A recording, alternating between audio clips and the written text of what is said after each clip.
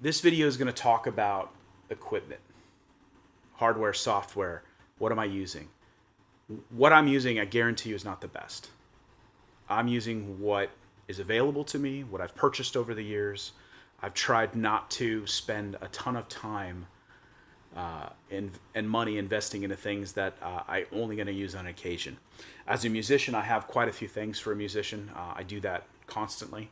As an animator, I might have only one software package.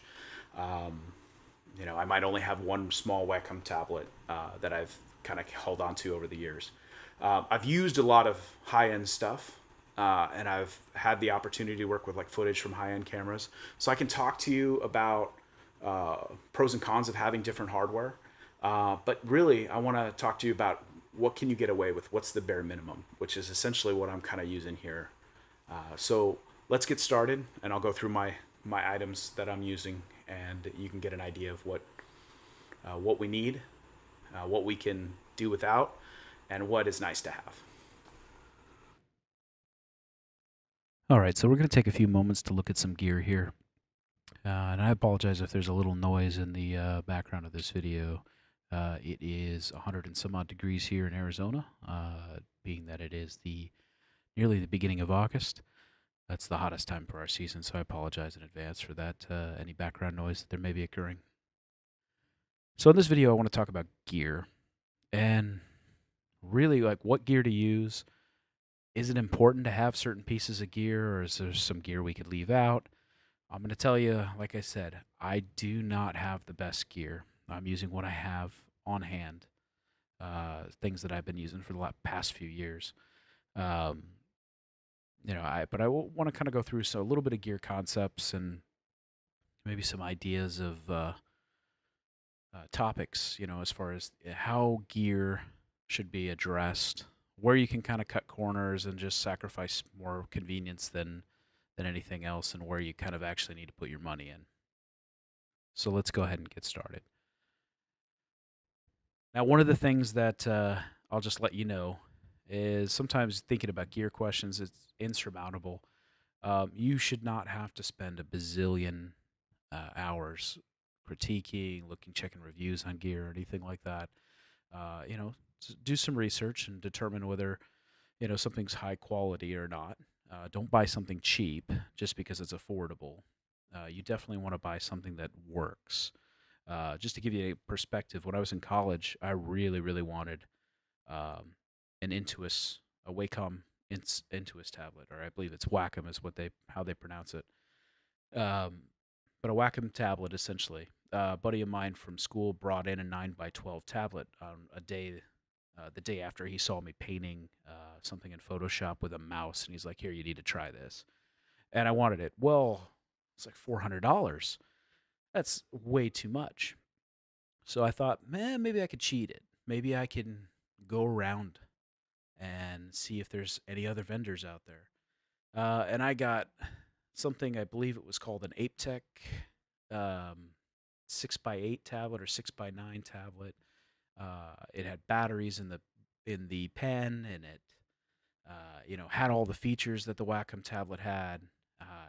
At a third of the price. So I bought that and I plugged it in, and I tried for about 4 or 5 months of just dedicated trying to paint with that and use that as a Wacom tablet.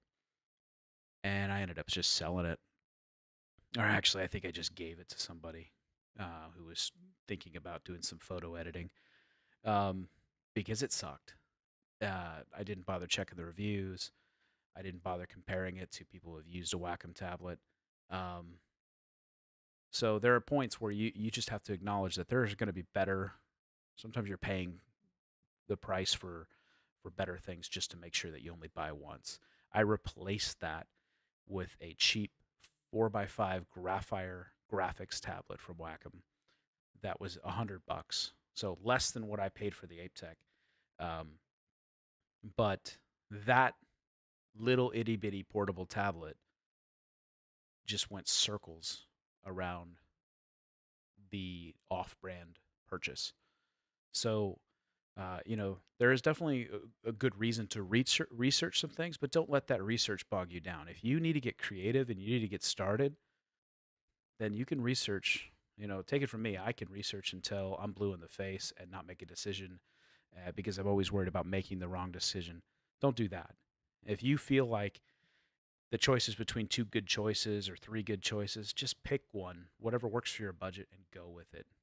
Um, but if it's something like, oh, I want to try this generic off brand and I've not really heard any good reviews on it, but it's a lot cheaper, just wait, buy once. Um, don't buy twice because you always end up going to that name brand one if it is the quality one that you needed in the first place. So, just things to keep in mind when you're getting started with the building up some hardware to do this type of thing. Now, for animation, building a rig, must-haves. It doesn't really matter whether you run on PC or Mac. There are some software packages that only run on PC versus the Mac. 3D Studio Max comes to mind. 3D Studio Max is a great package. It's one that I learned in college, and I actually started playing with long before I started going to college. I love their particle engine. Um, I'm a Mac guy, so I can't use 3D Studio Max. It kind of sucks, but that's pretty much the only downside of having a Mac is I can't turn on 3D Studio Max. Um, Other than that, most animation programs are cross-platform between PC and Mac. Some of them are on Linux. PC and Mac, you're going to have a general um, consistency between those apps. Linux gets a little bit out there, but it is a little bit more cost affordable. If you are okay with hanging out in a Unix terminal and doing scripting and stuff like that, you like Linux, fine, go ahead and do Linux. That's perfect. For most people, they're probably going to do PC and maybe a Mac. Uh, PC is generally going to be um, slightly more affordable in that you can piece it together. Um, Macs generally come pre-built. I will say there's a lot of um, complaints and grumbling and from the PC community about Macs. Um, that you could build a PC that's similar specs for way cheaper than a Mac, and I'd argue to a certain degree that's true. Um, but you got to understand with the Macs, you're getting top tier equipment. You're getting the best Intel processors, the best in RAM, the best in hard drives. You're not really having to deal with cheap Celeron crap and um, things that go to this manufacturer because they are a lower bidder than another manufacturer. Um, that's kind of stuff exists in the PC world. Getting a Mac and getting a warranty where I can just pick up my Mac and take it into the local Apple store and have them fix it. It saved me a ton of time. This particular computer that I'm working on right now, I had half the display, the backlight went out on it, and I just took it into the store and they had it for 4 days and told me to come pick it up and they fixed the backlight on it. They even replaced the graphics card just to make sure that that wasn't contributing to any of the problems. So there's definitely a plus to having a Mac. PC, generally, if you build it yourself, you're responsible for it. And when I was in college, I was a PC guy and I had a PC tower, and I just sat there and I constantly rebuilt that tower because something would go out, something would break, something would stop working, and I'd have to update drivers and all that jazz. And really, once I started in the Mac camp, I never had to do that again. So I spent more time working than fixing. Uh, your mileage may vary, but I just want to, put that out there. My next computer probably will be a PC just because I need to build it specifically for editing and Macs. I haven't had a whole lot with NVIDIA graphic cards. Mac's been kind of an ATI um, fan as far as the iMacs go, although there is a new iMac Pro coming out. I love the NVIDIA cards, but um, yeah, just there's cases for both, but get one, PC or Mac, doesn't matter. The other thing you're looking for, multiple cores, as many as you can get, as many as you can afford. When it comes to animation, that's bottom line, how fast everything's going to render, how fast you are going to have a finished product when you hit that render button. Now, back when I was 16 years old and I was working on a 486 DX66 and rendering at 640 by 480 for wallpaper out of Blender, you know, an 8-hour render for something that kind of looked like water was not unheard of. Those days are gone. Um, but multiple cores are definitely important. Right now, I have 4. I wish I had more. There's some great processors out there. Intel just introduced a new processor that has 10 cores in it, the i9. Um, so if you can afford it, great. Um, if you can't afford it, I would say maybe 4 would be your minimum. Um, but if you could have more, that would be great. You could probably even do it on 2. My well, let's put it in this perspective. When I went to college, I had an Alienware laptop. It was a Pentium 4, 3.2 gigahertz dual threads. So it's multi or hyper threading is what they called it, but essentially it's 2 threads in the pipeline. I did all my college animation renderings with that. So in all reality, you can do it with 1 or 2 cores. Just the sacrifice is the time. So RAM's cheap. Throw as much RAM as you can into that computer. If your computer has a maximum setting of RAM, um, like 24 gigabytes or something like that, if you can afford it, put 24 gigabytes into it. There's RAM for Photoshop. There's RAM for your animation program. Your computer, your renders will suffer if you're starving for RAM. And there is no reason why you shouldn't get plenty of RAM. Hard drives. Okay, so this one's up for debate. There's a lot of new technology on hard drives. SSDs are absolutely worth it. They're worth the money. They are expensive. They are going down in price. I mean, my first SSD that I bought for my laptop, my MacBook, was 180 gigabytes at $300. Um, they're definitely better in price right now. I think I was looking at something that was a 960 gigabyte for about that same price now. If you can afford an SSD, get an SSD. Here's the thing: is you're always gonna get a spinning hard drive. SSDs are great for doing a lot of things, and if you can have a bunch of SSDs to play back your videos on or whatever you need, um, great. But always get spinning hard drives. I have a bunch of Seagate free agent drives that I use for backing up all my files every so often. I have like a 1.5 terabyte. I have a 500 gigabyte.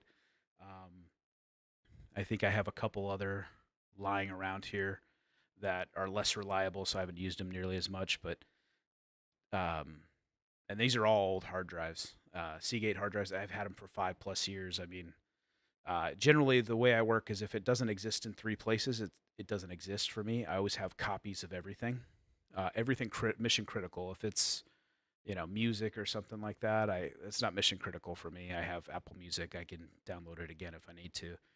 But all my animation demo reels and files that I worked on in college, those are all backed up. Actually, some of them are still backed up on DVD. Um, so spinning drives are great for backing up, and they're so cheap, like 3-4 terabytes for under $100. So get those to back up what's on your SSDs. But if you can afford SSDs, great. That being said, I don't have a single SSD in my setup. I'm actually using all spinning disks, and I'll go over that in a little bit. Graphics. There's 2 main players in the graphics world. It's your ATI, your NVIDIA's. They're both great. I have a preference toward NVIDIA with the CUDA cores and using DaVinci and Premiere Pro, liking CUDA cores and all that stuff. But I've been on a Mac for 5 years that hasn't had a NVIDIA card. It has an ATI card. It doesn't really matter. Here's the thing with graphics. Look at it from a gaming perspective. Animation is essentially a very complex game drawing. You can get really high dollar animation cards like Quadros or whatever they're calling the new Fire Pros or whatever they're calling the high end OpenGL graphics cards from ATI and NVIDIA these days. That's a lot of money. and they're usually the same physical hardware as the top tier gaming cards. Just the BIOS is different. I used to have a GeForce 6800 Ultra that I could actually flash the Quadro 4000 BIOS onto, and it would actually run OpenGL twice as fast when I did that. So hardware, they were identical. Um, but really, if you can get a fast graphics card, something fast for gaming, then you're good to go.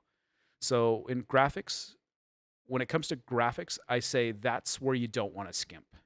You want to get what you can afford there. And as a matter of fact, I would lose. I would go from a 8 core to a 6 core to get a better graphics card. Um, the graphics are just going to mean how much time you're waiting for that UI to refresh. Sure, it might come back in the end to rendering add more time, but rendering, you're not really sitting there waiting for something to happen. You render, you hit the button, you batch render, you walk away, and you let it do its thing. But if you're sitting behind the computer waiting for the graphics card to update because you got an inexpensive graphics card and you're waiting for the rotation to finish tumbling or whatever, and you're just trying to just do something with your modeling, um, that's time that you're wasting. So definitely put all your funds into a graphics card per se. Everything else is kind of secondary when it comes to graphics. All right, so that's animation now. So I'm going to be doing audio with this project as well. So we're going to be creating music and Foley effects, and like it's an animation, so everything is going to be created. We are not going to be using any pre-existing sound from a camera or anything like that. So audio, same concept. There's PC, there's Mac. I think Mac does audio a little bit better, but honestly, there's arguments on both sides, and there's good systems on both sides. The main one is Pro Tools for the software, and that's available on both. Again, multiple cores, RAM, all these things you just kind of want to have. Studio monitors. Studio monitors are big. Take it from me. I've been doing music for 21 years at this point. Mixing on your headphones does not represent what you're going to get in the real world. When you mix on a set of headphones, even if they're the best quality headphones you can possibly think of, they are never going to sound the same when you put it into a big system. I learned that the hard way on our first film that I worked on, and I wasn't even the audio guy. Just the audio guy kind of dropped off. I edited stuff on headphones, and we showed the movie in a large room with a good PA system, and the guy behind the audio desk had to ride that fader the entire film. I was so embarrassed. I ended up having to go back and redo the audio on it because I was just so upset with how that audio turned out. Because your ears get really fatigued really quick on headphones. There are certain things that just those small drivers can't recreate. Bass, high frequencies.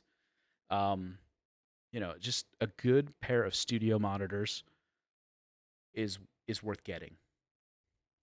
Subwoofer, if you're doing film work, I kind of lean toward you need a subwoofer. I don't have one. I want to get one, but I'm trying to find one that matches my speakers, which are discontinued. But if you are doing just music editing, you might not need a subwoofer if you've got, say, drivers on your monitors that are above 5 inches. I have a 6.5-inch set of drivers on my studio monitors, and they seem to put out quite a bit of low end. They start dropping off around, I think it's about 85 hertz. But that being said, that's when they start to drop off. But I've done a signal generator all the way up the spectrum, and I start hearing stuff, or hearing or feeling it, at around 30 hertz. So they're capable of pushing out really low frequency stuff that a subwoofer would. Are they great at it? No. So you definitely want to determine whether you need a subwoofer. If you're doing film sound, whether it be stereo or 5.1, well, 5.1 you definitely need a subwoofer, but stereo it's probably a good idea to have a subwoofer for low frequency effects, mainly because I've done some stuff even with these studio monitors. I've done some stuff music wise, and I've taken it into a system that has good low frequency response and subwoofers, powered subwoofers, and yeah, they got a little bit more bass than my system at home. So when I listen to it at home, I kind of crank up the bass, make it a little bit more bass heavy when I'm doing my EQ, and I probably shouldn't have done it. So because I had to turn it down when I went to the site that actually had good sound. So that being said, if you know the caveats with your system, then you can mix for that. In my case, I didn't know at the time; they were relatively new. So now I know, but I kind of know that I want a subwoofer to cover that spectrum as well. So also with studio monitors, don't put them on your desk unless you have a desk built for it. Then you have put little pads for the studio monitors. Um, don't put them in a corner. Don't hang them on your wall. They're going to create too much low end, and you're not gonna be able to account for that in your mix. I've got mine on a pair of stands. You can see that in the intro to the project video. You can see my subwoofers, or not my subwoofers, my studio monitors in the background. You can see them sitting there. They're on stands, and they're set to a very specific distance and a very specific volume setting. They're set for 79 dB. So when I turn the volume all the way up on my audio card, they are outputting a max of 79 decibels. That's with a pink noise generator at negative 20 dB.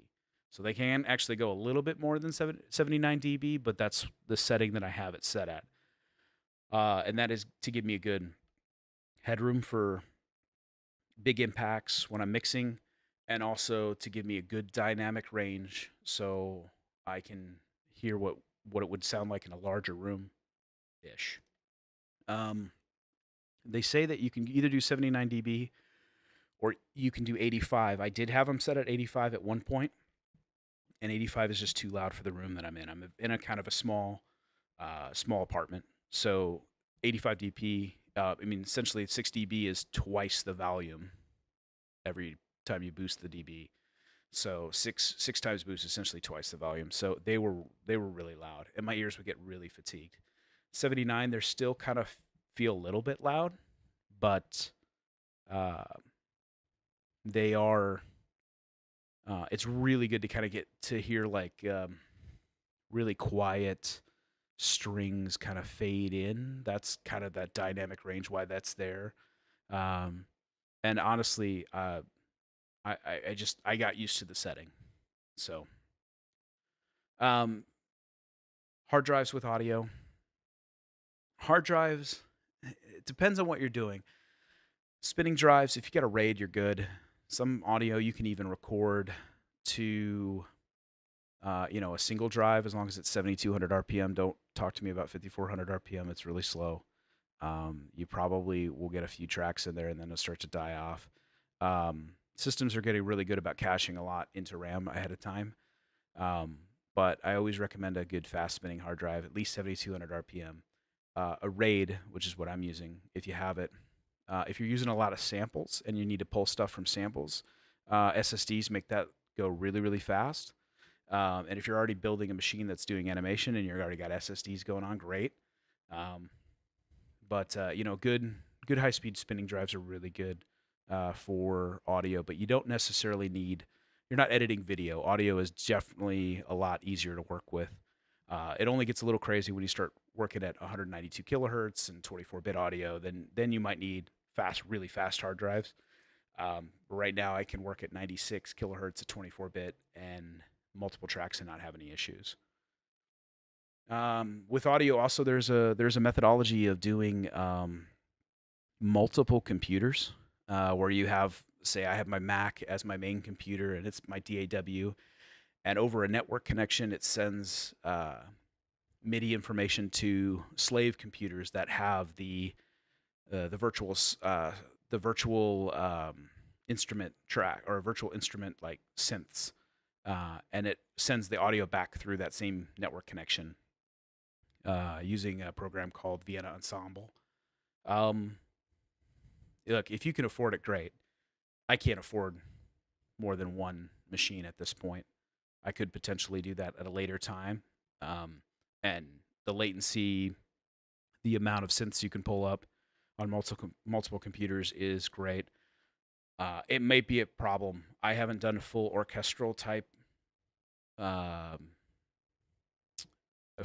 orchestral type songs on my computer yet. Like I haven't loaded all these synths and have them preloaded. I usually go through and pick which tracks I want loaded, and I don't load any extra ones. But usually, the way you work when you're doing orchestration, when we get to that, um, you have all these violins and different articulations just ready to go at any given time, and they're all loaded, preloaded. So that causes a lot of RAM usage and multiple computers to process that CPU. So right now, I'm going to say multiple computers. I don't have them. We'll see if we need them, I guess, in the course of doing this. And then for an audio machine, MIDI controller would be nice. MIDI controller is essentially like a keyboard with at least a keyboard with piano keys on it. 49 key is good. 61 is better. Weighted keys, it's up to you. I personally have one that has extra controls on it as well. So, and actually, I have two controllers in my case, but definitely a MIDI controller would be helpful. Do you need it? No, not really. You can program everything in with your mouse if you really, really want to. I don't recommend it. It's really slow, but you can definitely do it.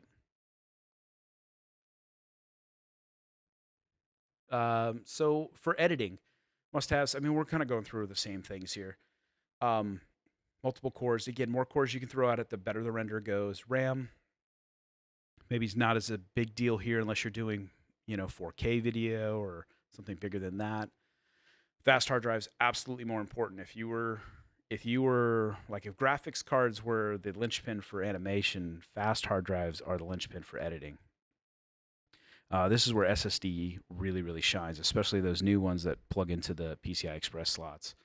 Um, those are great drives to have, but they're very small. So you're definitely going to need some spinning drives for backups or spinning drives once you've completed your project to offload to.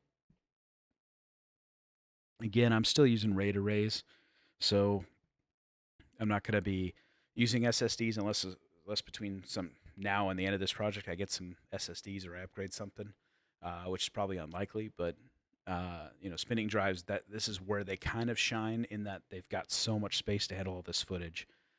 So usually the way to defeat that is you get a bigger RAID that's more than one or one pair of disk drives. You can get like 4 disk drives that run together, and that usually makes up for a lot of the spinning. Right now, my RAID array is able to do 30p, 1080p, or actually 2K, and I think it does 6 or 8 streams of that level of footage, and that's uncompressed. And so, since I'm using generally a codec, usually ProRes or something like that, is an intermediate codec, it'll generally run a little bit more streams than that. So I don't have a problem with what we're doing now, but definitely if I was doing like 4K, we wouldn't be able to edit it on my machine. I'd have to use proxies and everything. So just to give you a point of perspective, my first film was shot actually in 480p. Back in the day of DVX 100A cameras and using mini DV tape that was kind of recording at 24p, but not really. I edited that entire film, something like 36 hours of footage. I edited it all in a MacBook Pro, the first 17-inch MacBook Pro unibody. Edited it all there. When we upgraded to my second film and we started doing HD and with the Canon 5D Mark II as our source footage, I realized that same computer was not cutting it at all. You could edit with it. It was not great though. Two things led to that: slow hard drives, and it even had an SSD in it. Slow hard drives and the fact that Premiere couldn't process H.264 very well at the time. Uh, so it definitely bottlenecked really quick. Uh, so hard drives can make or break your production, depending on what your final output is. I think I'm going to do this one in 1080p, so I'm not really worried about it. Mainly because I don't know that I'm going to be able to afford a render farm or anything like that to do anything higher res. So maybe I'll do 2K. So for must-haves, when you're talking about audio and software, you need a DAW, a digital audio workstation software. That's Pro Tools. That's FL Studio, I think, is one. There's Cakewalk, uh, whatever they name their software these days. Personally, I'm being on a Mac. The best option for me is Logic, and so I'm using Logic Pro X. Um, but there's a whole plethora of synths out there. Pro Tools being the industry standard because it's made by Avid. Um, with that, you want possibly if you're doing orchestral stuff, you're going to want some orchestral synth samples. Usually, the ones that come with any DAW, if they come with them at all, aren't very good. There's some high-end synths out there. You can spend a lot of money on synths. Um, See what you can find. See what sounds good to you. That's inexpensive. Because you could go down the rabbit hole. If you got the money, great, but you could spend a ton of money on synths. And take it from me, if you got a bunch of synths, there's always a reason to get another one. And nothing beats just sitting down and working with what you have. Um, so just think about that. Start messing with what you have. Try to be better at what you have rather than buying, one tool that does this one thing and makes this one noise for this one song that you had an idea with, and then that synth's going to just collect dust. Um, you know, Buy what you actually are going to use all the time because you can spend a lot of money on synths. Same with plugins. Some of the stock plugins on Logic are actually pretty good, but some reverb plugins, there's some better ones out there. I like a lot of Waves plugins, just because I happen to know somebody who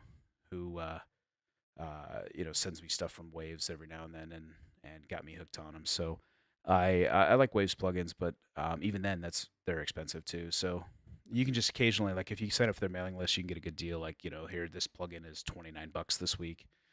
So that's always good to get on their mailing list. But plugins, there's a bazillion different plugins for anything. So I would try to get a DAW that has a good chunk of this stuff already. Um, you might like what you get. Um, Granted, I think like strings and orchestral synths, you're gonna have to get a third party uh, software for that, and probably Contact to play it. But um, most like if you're talking about a synthesizer type sound, Logic has a great one.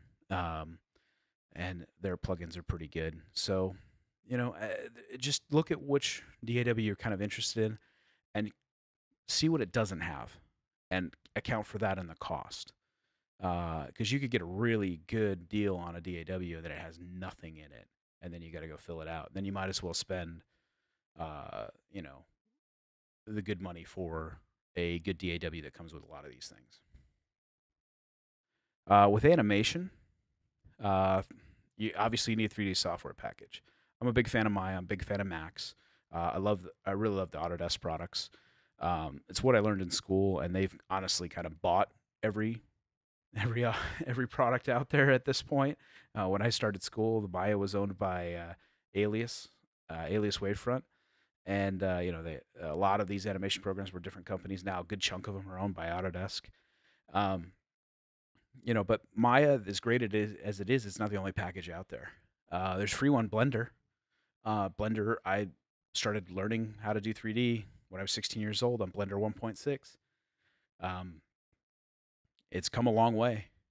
I don't feel that it's as user intuitive as Maya, but that kind of could go just to personal preference. Like I'm a big fan of Photoshop, and and I love doing painting and artistic stuff in Photoshop. And then everybody's like, "Oh, After Effects, you'll love that. That's fantastic. It's like Photoshop but for video." I hate After Effects. I can't stand After Effects. It doesn't work for my brain. It doesn't work for my thinking. So don't get me wrong, After Effects is a great tool, but I just don't use it. I prefer node-based compositors. So uh, what works for my brain may not work for your brain. You might like the way Blender works. I can't get around some of the issues with Blender navigation wise. It's gotten better, especially for Maya users. They have some of the shortcuts in there, but I haven't played around with it enough to see if I want to utilize it. But what's coming out of Blender is fantastic, and the fact that it's free, it's even better. Um, with that, pick what's ever going to work for you, what you can afford. Everybody's got an education license these days. Maya, you can get an education license on that. 3D Studio Max education license on that. Good for several years. If you are not in a position where you can get an education license, then Blender's the one to check out. Okay, so Compositor. Again, back to my After Effects. I don't like it. Um, I'm not against it. I know it does really good stuff. It just doesn't work for my brain of thinking. So, I personally would like to do a node-based compositor. Was a big fan of Shake until Apple discontinued it. Um, they never did replace it. Fusion is free. It's from Blackmagic Design. They bought it and made it free. It's a great alternative. The big boy compositor is Nuke. Nuke is expensive. I've used it. It's a great compositor. Made by Digital Domain back in the day, and then bought out by another company who's taken it to great heights. If you've seen any movie that has any visual effects whatsoever, chances are it was either done on Nuke or it was done on After Effects. Um, there's some fusion houses and everything, but Nuke and After Effects are pretty much the industry standard.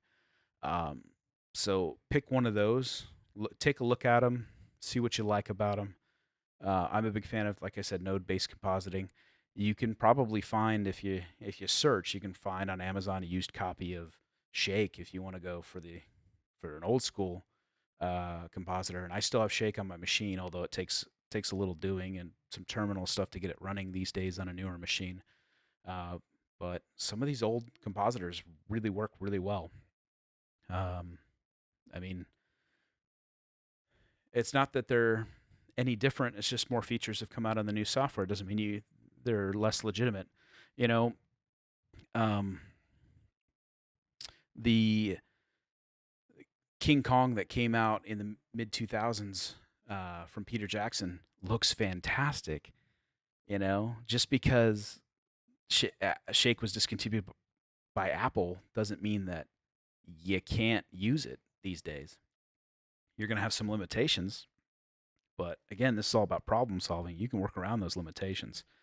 Um, so I wouldn't be, when you're looking at any of this software, I wouldn't be too stingy about it. Blender's good. Stuff's coming out of good for 3D software for Blender. Fusion's free, and Fusion used on, I think Battlestar Galactica, the remake series was done a lot on Fusion.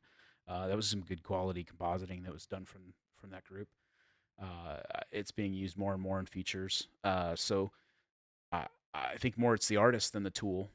So get something that works for your sensibilities and go from there. Same with editors. Editors is an editor. If you've used one, you can really use them all. I think the only difference between that is Final Cut Pro X is they kind of changed how a lot of editing methodologies work, which kind of, when it first came out, ticked some people off. I think they've rebounded a little bit from that. And if you're a Mac guy, Final Cut Pro X is pretty good because it takes advantage of your hardware really, really well. For me, I'm kind of an old school editor. I learned on Avids and Premiere. I used Final Cut Pro for my first film, and I used Premiere Pro for my second. So I just kind of stick with Premiere Pro since I have the Adobe suite. I think there's some free editors out there.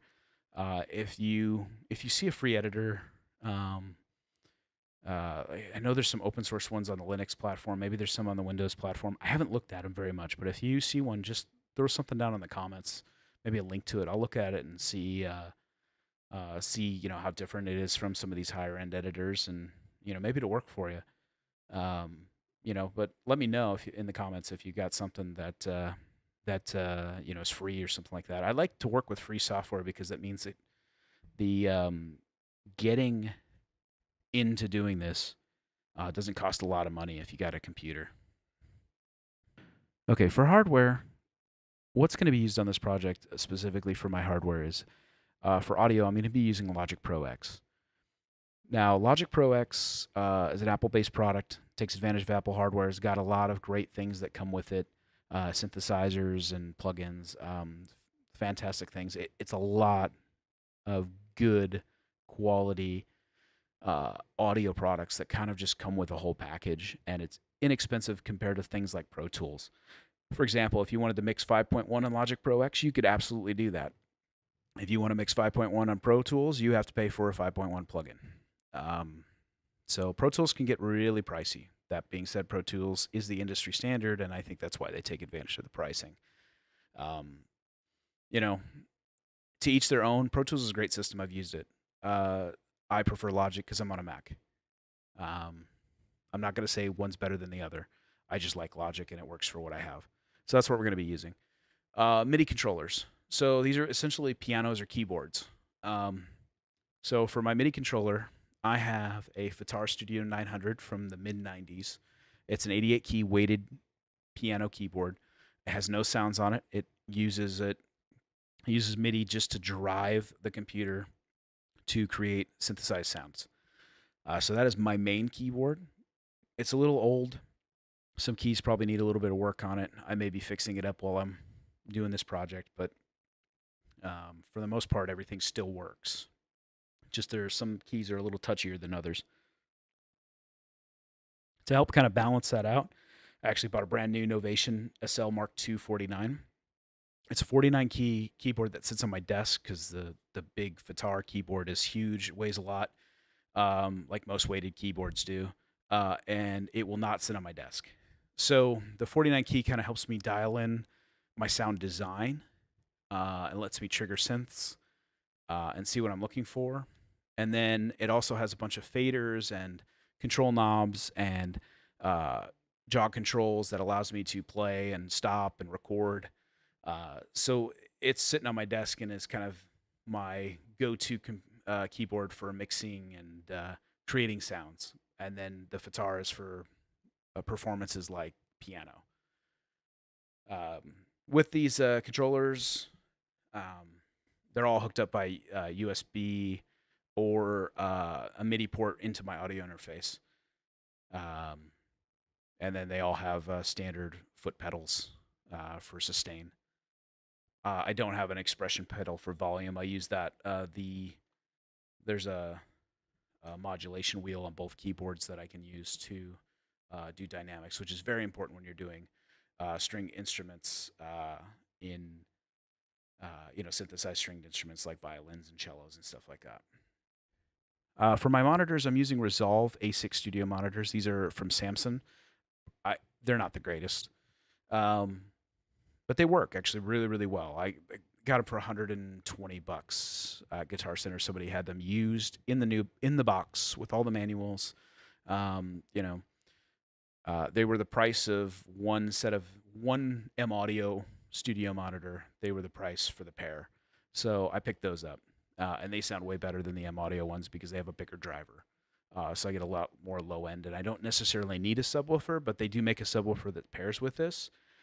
So at 85 hertz, when the low frequency starts to drop off, the subwoofer will pick it up right at that point, and so there's not a gap in the coverage of the sound frequencies down to low 20 hertz. I can't find it because these monitors are discontinued, but as soon as I see one, I will see if I can pick it up. For my interface, I'm using an M Audio Profire 610. It's a FireWire interface. It is long in the tooth. It is not supported by M Audio any longer. which is actually why I'm on the old version of the Mac operating system, is because they don't make drivers for the new one. The reason why I keep this card, honestly, because I don't have money for a new one, and this has 8 quarter-inch balanced outputs.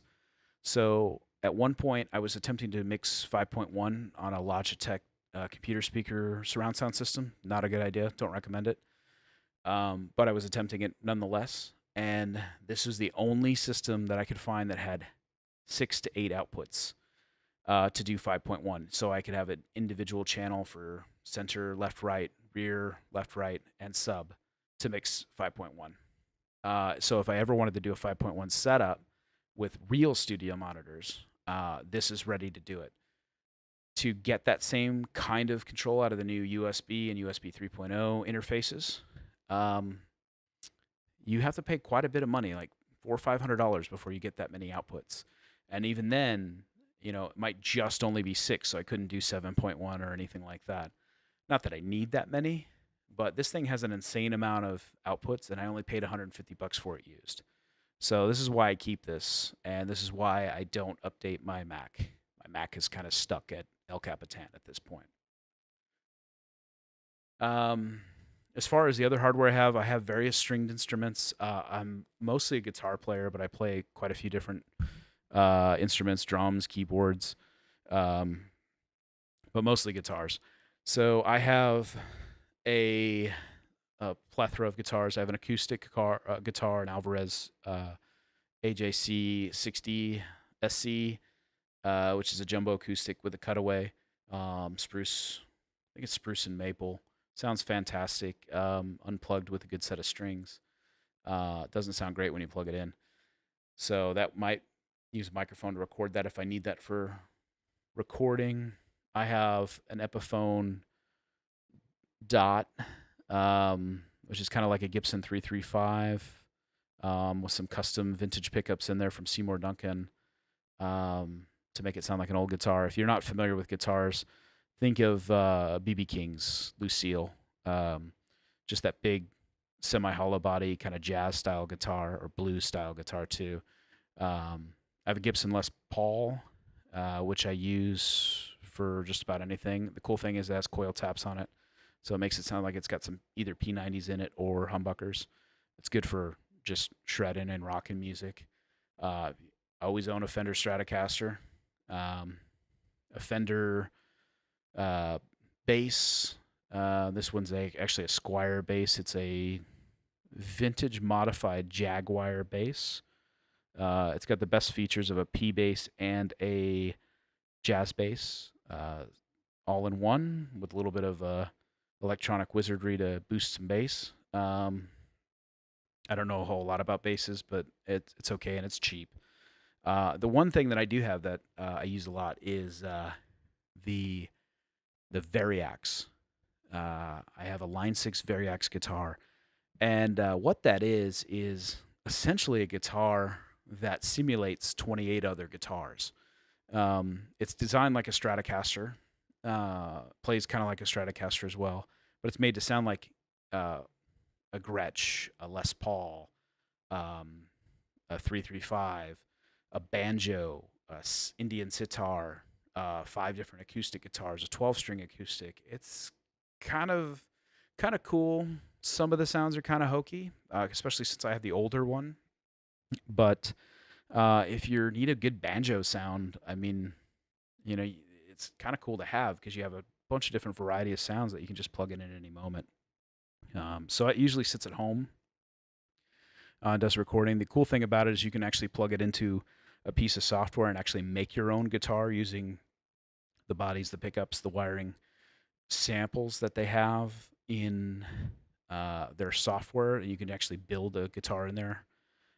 Sometimes I take it out live and play it, and I have an acoustic that has like a bass string on it as well, so I don't have to play, or I don't have to have a bass guitar player. It's actually pretty cool. Let's see. I have an Alesis DM10, which is a drum set. I'll show you a picture of that soon. It's a digital drum set. It drives one of my synths. I have a Pod HD 500 and a DT50 amplifier.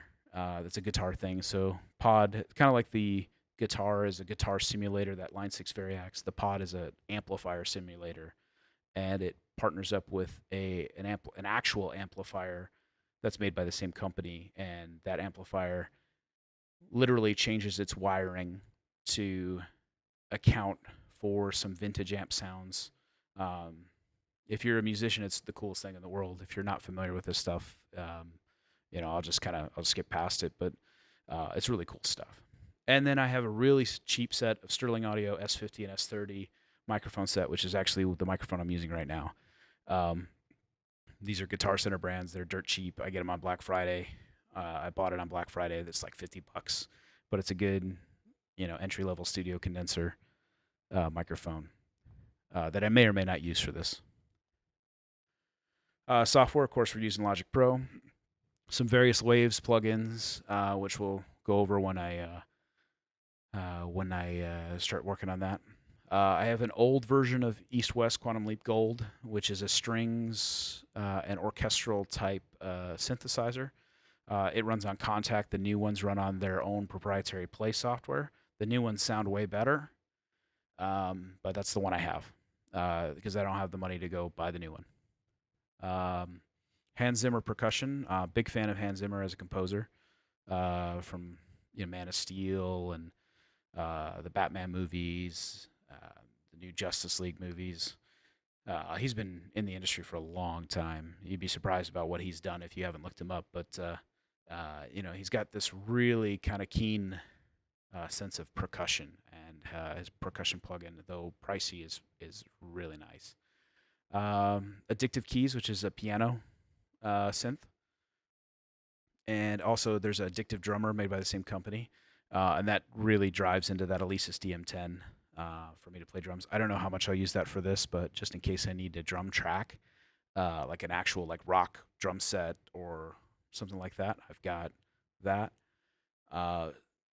Symphobia, which is a synth for strings and a few other kind of cool pads and synthesized music. LA Scoring Strings, which it'll be using the bulk of. And Cinebrass Pro, which is horns, trumpets, all that stuff. The Gold, East West Quantum Leap Gold, has also brass instruments as well. I might use some of those, but Cinebrass is really good. The best thing about LAS and Cinebrass is I can control the articulation with the mod wheel on my keyboard, like I said, so I can fade in somebody playing a violin or a horn. And when you listen to somebody fading in, it's not like a volume up. It's you hear the difference in timbre on the instrument. It makes kind of a different sound when it's played at low volume versus high volume. Just like if you play guitar with your fingers rather than a guitar pick, you play it with your fingers, it becomes warmer. It's just a different style of playing. And unfortunately, my old version of East West doesn't do that as much as these new ones, so I probably won't use it terribly much. So for hardware, well, I'm sorry, that should be software still. Animation, I'm going to be using Maya mainly. It's just what I'm used to, and I'm on a Mac, so I can't use 3D Studio Max. Using Adobe Creative Suite 6, nothing new. I don't have Creative Cloud. I have it at work, but I don't have it at home. I don't feel that there's a big enough difference that I need it, but that may change. Fusion or Shake. I have an old copy of Nuke, but I don't know that I'm going to use that. I'm actually going to try to learn Fusion in the course of this, but if I have to, I'll default back to Shake because I know Shake pretty well. DaVinci Resolve, if I want to do color grading. Both DaVinci and Fusion are free from Blackmagic Design. I happen to have a Blackmagic camera, which actually I didn't mention is if I do any live action stuff, that'll be done with the Blackmagic camera. I have a Blackmagic Pocket Cinema camera, which is really nice. And then we're going to be editing in Premiere Pro, although you could edit in DaVinci Resolve if we're talking about free editors. DaVinci Resolve actually has done some leaps and bounds for editing. I don't know how complete it is because I haven't spent a lot of time messing with it. But I was in there earlier today, and they've definitely made some strides. So if you're looking for a free editor, DaVinci Resolve might be a good basic editor for you to start with. And then as far as my computer goes, I have a mid 2011 iMac, 27 inch. So it's old. It's 4 core, and it's a little long in the tooth. But that's where I said it. You can make some compromises in here. You don't have to have the latest greatest things. Um, 12 gigabytes of RAM. I think it goes up to 16, but with my configuration that I have right now, I'd actually have to get rid of 2 sticks in order to get up there, which I could do it, but it might not be worth it. At this point, I might have to just replace the whole computer because it is 6 years old at this point. Um, I'm using Mac OS X 10.11.6. That's El Capitan. And the reason why I'm using that old version is because of that ProFire 610. I can't move up to 1012 because it doesn't work in that. My graphics card, this is the saddest part of owning this Mac, is that it's an AMD, not an AMD, well, AMD and ATI, they're owned by the same company. But it's an HT6770 512 megabyte card, and it's the 512 megabytes that makes me sad, because if I had a gig, I would get hardware acceleration in Premiere, which I don't. I could actually buy the 1 gig or 2 gig card and possibly put it in, but if you've ever worked on an iMac, they're not necessarily the funnest things in the world to work on. So that's what's kind of made me hesitate. My iMac has a 1 terabyte internal drive. I have a 4 terabyte G-RAID FireWire drive. Seagate Free Agent drives for backups, as I mentioned. I have a Wacom Bamboo tablet. I don't have an Intuos. I don't have an Intuos Pro. And I don't have a Cintiq. I used to have a Cintiq. I used to have an Intuos. I sold the Cintiq because I couldn't justify owning it per se, and I actually sold it to get the Alesis DM10 drum set, because I was doing more music than I was doing animation and artwork. In the end, I kind of regret the choice, but it is the choice I made at the time, and I would love to get a Cintiq again, especially one of the new ones. Do I need one? No. The Wacom Bamboo tablet actually still has 1024 pressure sensitivity, which was on the old Intuos tablets, which were the Pro ones.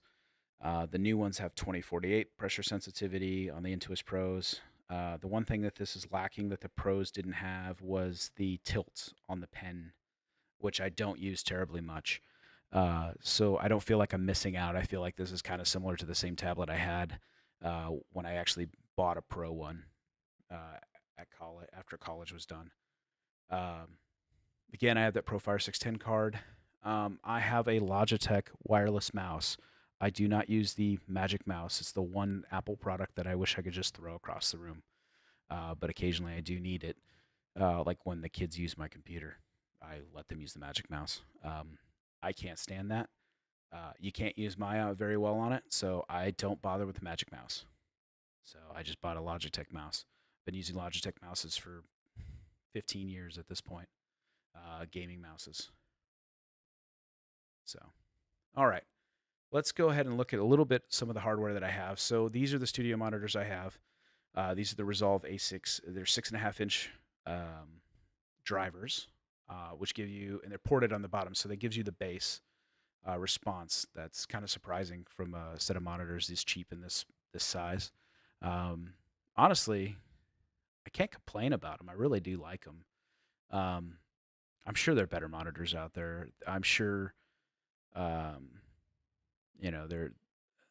these probably have their limitations. I have yet to find them other than the bass response. And what I paid for them is cheaper than one pair of M-Audio monitors that I find subpar. The B5X. They're subpar monitors.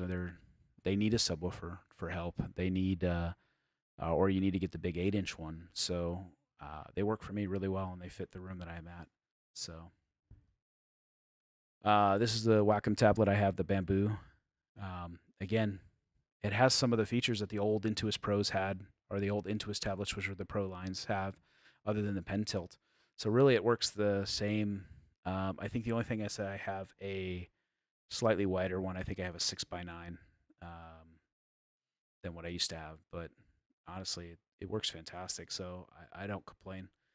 Still wish I had a Cintiq, but it's still a great tablet and can be wireless. But I haven't paid for the extra battery or anything for that. And this is my hard drive. This is a 4 terabyte RAID storage system from G-RAID. Um, can't say enough good things about G-RAID. They're actually really good, really good. And then if you wanted to up your capacity, there's 12 terabyte options. I believe I have the FireWire one. This might be have more options. I think they might have USB 3.0. I know they have Thunderbolt ones. I have a FireWire one just because that's just what was available. So I think these are USB 3.0. But it's a good hard drive nonetheless, regardless of what interface you're using. It's good solid drives. This is my drum set, Alesis DM10. So again, I don't know how much I'll terribly use this in this, but if I might run those Hans Zimmer percussion instruments to the drum set and use my drumsticks to actually pad it out. I might do it on the keyboard too. I have yet to decide when we get there, but I want to show you what I have now. So this basically just runs MIDI into my computer, and I can control any synthesizers I want to. I generally don't use any of the sounds that are on the module itself that comes with the drum set. Variax, if you want to learn more about the Variax guitars, this is Line 6 Variax guitar. I think the best one right now is the standard because it's inexpensive. It's made by Yamaha, and it has, let's see, Fender Telecaster, Fender Stratocaster, Les Paul Specials, Gretsch, Rickenbackers, all these different types of guitars. It'll simulate those sounds. Now I have a few guitars that kind of fit this sound. Like I have a Strat and I have a Les Paul, and they do sound different. Don't get me wrong. I mean, this doesn't sound like my Stratocaster, but that being said, this is modeling a very specific Stratocaster that they have at Line 6. So theirs may sound slightly different than mine. Theirs was a 1959 Stratocaster. Mine is a 2001 Mexican Stratocaster with a couple modifications. So they're never going to sound the same. No two guitars off the shelf are going to sound the same. So that being said, sometimes I just rather grab my Stratocaster because I know how it's going to sound. But just imagine this in your arsenal, just so many different instruments, resonator guitars and everything like that. So if you're a musician and you like recording stuff, this is a great recording guitar. Best part about it, other than the bazillion guitars it does, no sound. There's no noise in the guitar itself. The only noise you're going to get is out of your amp. You're not going to get any noise from the pickups, no 60 cycle hums, no nothing. So great. Profire. So this is the M Audio Profire interface here. It's 2 XLR/quarter-inch ins. It's got a 20 dB cut for pull if I pull on that. Headphones, phantom power, master volume. My master volume is generally up all the way because my monitors are set at 79 dB. Parallel firewires. My MIDI from my piano, my Fitar piano, is actually driving into this, so it gets the MIDI signal from the Profire. The other one's hooked. The Novation's hooked up by a USB. But this is what I was saying: is I've got my line outputs here: 1, 2, 3, 4, 5, 6, 7, 8. I can do 7.1 surround sound if I wanted to, if I had the monitors for it, which I don't. But I can also have 4 inputs as well. First 2 in the front, 3 and 4 in the back. Split if I want to do digital ins and outs. But this is why I keep this around, because of all these outputs. And then lastly, this is the smaller version. This is the 25 key version of my keyboard, but the 49 key is just more piano keys. But I've got all these sliders and faders. I've got this whole modulation wheel here, or modulation stick here, so I can control articulation of stringed instruments and horns, pans, controls. All these buttons are user assignable. It comes with software that actually auto assigns these buttons to what it thinks is going to work best. And then you can quickly change it if you need something better. So this is the one that sits on my desk. So, all right, well, go ahead and if you like this video, like and subscribe to this channel. If you have any questions, please communicate to the community on the comments. I'll check it and answer where I can. If you have any questions about my setup, or you have any questions about perhaps you're building something on your own, or you're looking at a piece of software, let me know, and maybe I can give you an idea of what to look out for it as far as the caveats. I let me know if you need anything. Is essentially that's what this group is about. And although this is one of the first of many videos to come along, this passing of information is absolutely what we are intending on doing here in working with this project. So let me know if you have any comments or questions.